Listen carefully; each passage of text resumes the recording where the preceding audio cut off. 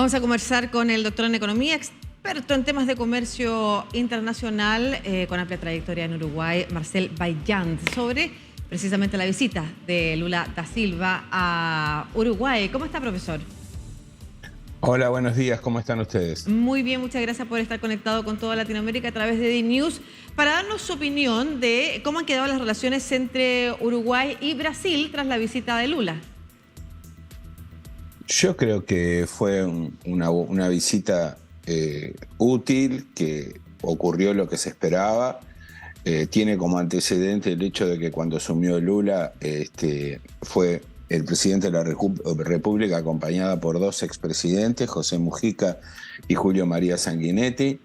En cierta medida eso implica rodear al presidente de la República con un reclamo que es un reclamo nacional del Uruguay desde hace bastante tiempo, que no es solo de este gobierno, y tiene que ver con el hecho de poder recuperar la autonomía en lo que refiere a las relaciones con terceros países. Claro, efectivamente venía ya hace un tiempo la tensión entre las cancillerías, entre ministerios vinculados al área económica por las intenciones de Uruguay de avanzar en un tratado de libre comercio con China. Sin embargo, al parecer, la posición que toma Lula definitivamente ayer en Montevideo enfría un poco los paños de esa tensión y abre las posibilidades comerciales para avanzar en conjunto o por separado. Sí, en rigor eso no es estrictamente así, porque con el gobierno brasilero anterior, en particular con el área de economía, Uruguay estuvo en sintonía y todo lo que hizo en cierta medida recibió el aval, no en cierta medida, recibió el aval explícito e implícito del gobierno brasilero. Lo que ocurrió fue que en diciembre, antes de la última reunión de la presidencia pro tempore de Uruguay, hubo un comunicado en donde la Cancillería brasilera, quizás anticipando el cambio de gobierno, eso le ocurre muchas veces a los diplomáticos, suscribió ese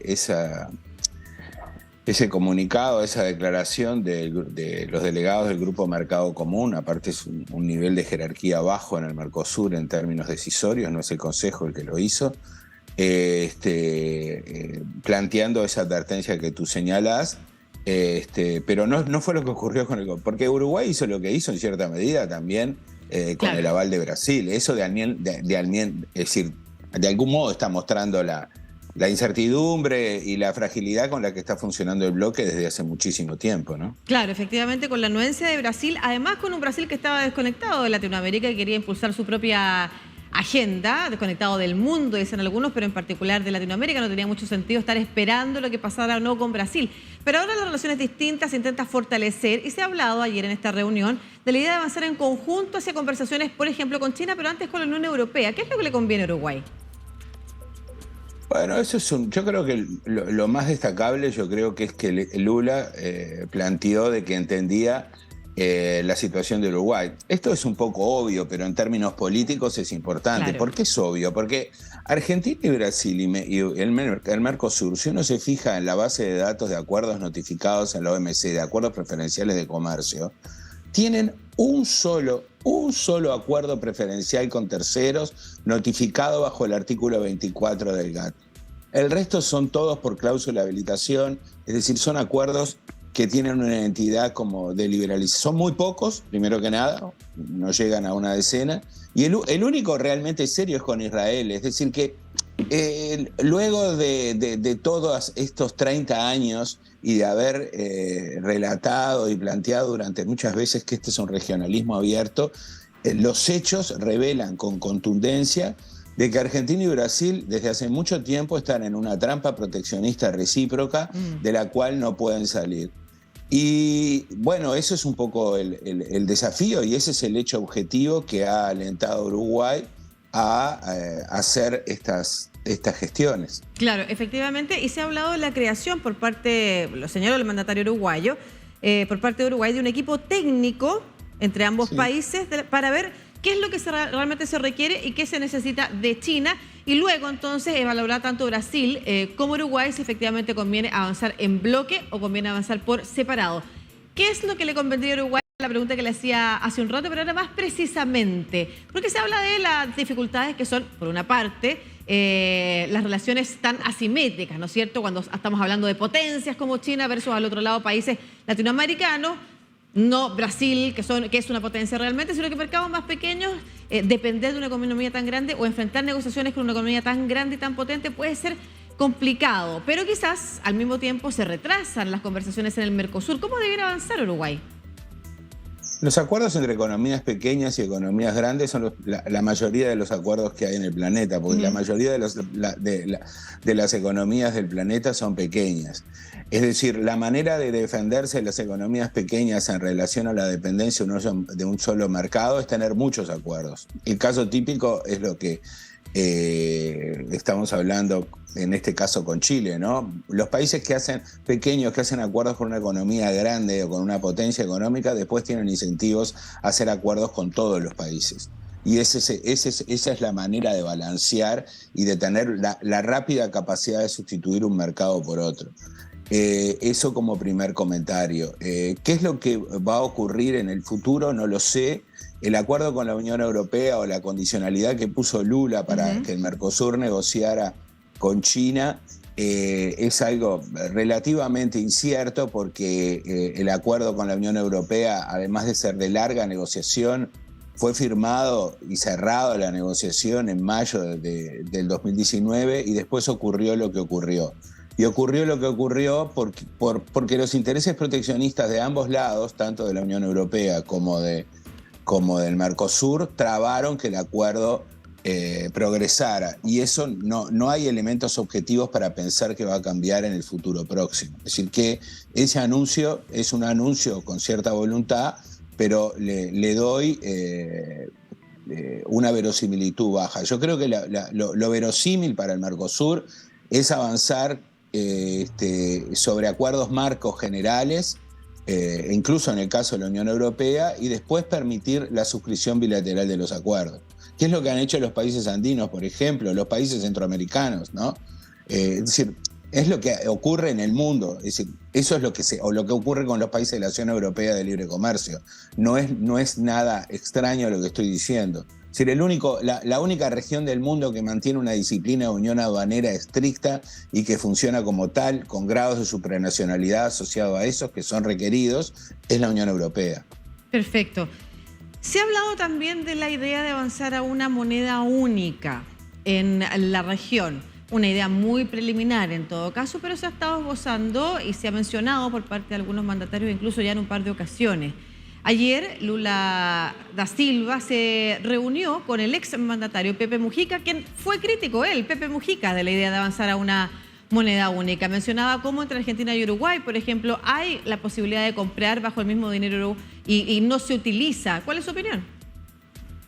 Sí, yo creo que esa es una idea totalmente fuera de momento, no tiene ningún sentido. Es decir, hay tantos requisitos previos a cumplir para uno poder plantearse la idea. Entre otras cosas, el asunto o lo básico que alienta a eso es que Argentina tiene un problema de financiamiento externo por incapacidad de conseguir deuda externa, y eso le genera problemas a nivel comercial. Hay instrumento en el contexto de la ALADI, que es un mecanismo de compensación de pagos, es un instrumento muy antiguo que se usa relativamente poco porque tiene sus dificultades. En definitiva, lo que Argentina quiere con Brasil es eso, acceder a financiamiento para poder realizar importaciones.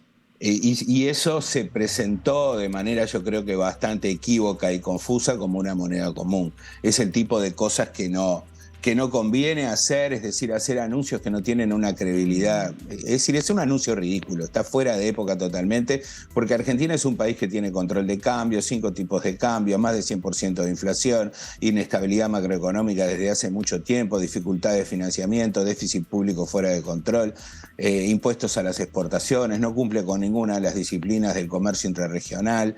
Es decir, el problema ahí es la relación compleja de Brasil con Argentina, en donde Brasil muchas veces acepta estos anuncios argentinos, pero luego finalmente no los implementan y los toma en cuenta. Perfecto. Es un poco el problema en el cual estamos, ¿no? Perfecto. En todo caso, vale la pena mencionar que hay acuerdo entre los distintos sectores políticos entonces en el Uruguay respecto de lo impertinente que es la idea de avanzar una moneda única.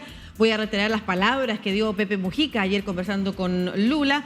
que recordó que con Argentina hay un acuerdo para poder comprar y vender con nuestro dinero, pero no lo cumplimos. Es más fácil comenzar por allí que hacer una moneda. Enseguida nos vamos a la cosa grandiosa. Queremos un banco central para América, eso lo dice Pepe Mujica, y al mismo tiempo alineado con el gobierno actualmente de la calle Pou de ponerle paños fríos a la idea de una moneda única.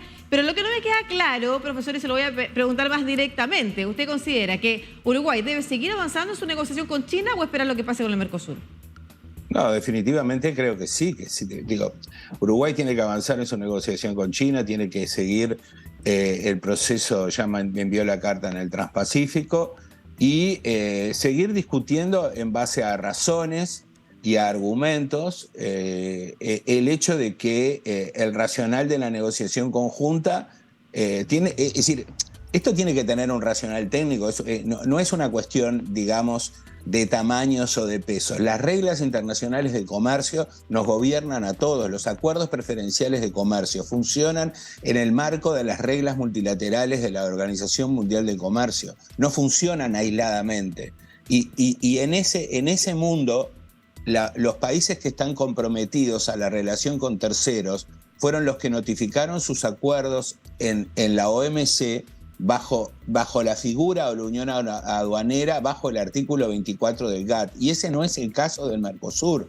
El Mercosur, bajo ningún análisis, si viene un informe de política comercial de la OMC acá y lo analiza, no es una unión aduanera. No es porque funciona como una zona de libre comercio imperfecta con régimen de origen. No lo es, por más que se lo diga. Y como no lo es, la restricción de negociar común con terceros es una restricción que no aplica. Y ese es el fundamento racional del tema. Yo creo que hay que llevar la discusión nuevamente a ese asunto, porque cualquier análisis técnico sobre este tema termina en este resultado que estoy diciendo yo. Claro, muchas gracias, profesor Marcel Bayán, doctor en Economía, experto en Comercio Internacional desde Uruguay conversando. Desde Argentina se encuentra usted, pero... Sí, estoy en Argentina porque ha ocurrido algo. Los gobiernos se resisten a integrar a estos países, pero las familias lo han hecho desde hace mucho tiempo. Y yo tengo familiares en Argentina, en Chile, en Brasil. Es algo que ha ocurrido. Cruzando fronteras.